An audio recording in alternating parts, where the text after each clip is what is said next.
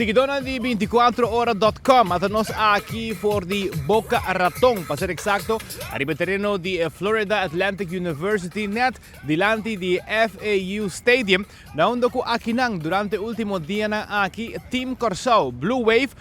sinang training ng loting mass training e também awe ja webs à tarde, loting community event, na onde ko 5,000 pessoas a registrar para bem mira e training de Team Corsou. Dus ons avisa que ambiente não está grande solamente na Aruba, Corsou, Bonaire e também na Holanda, pero também aqui na América.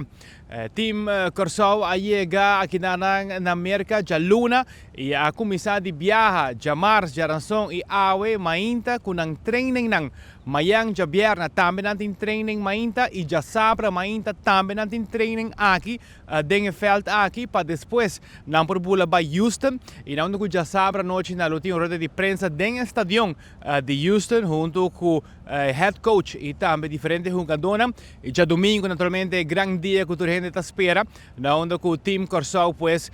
lota contra de Alemanha dentro do estadião. 24 horas, maneira que nos avisa, lota na Houston também, que menos lota 300 pavo antesala, tanto já vierna e já sabra de que tour está going on, com a preparação está bayendo. Por certo, já sabra noite loti welcome party na Houston, com diferentes DJs, ambiente, gezellig. Já domingo, naturalmente, juega e depois loti after party também com o Gion. Tudo isso 24 horas lota cobrindo papo, dus queda pendiente. Tiki mais, riba evento que tem aqui na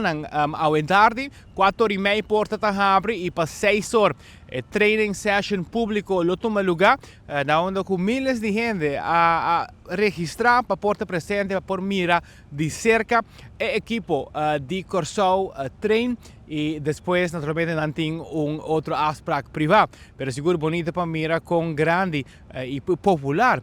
grupo aqui tá também aqui na Boca Raton. Assim está queda pendiente de 24horas.com e cobertura de mundial está completo, nós também tá na Houston, nós também tá na Kansas e nós também tá na Philadelphia, dus enfoque também naturalmente loja em seus updates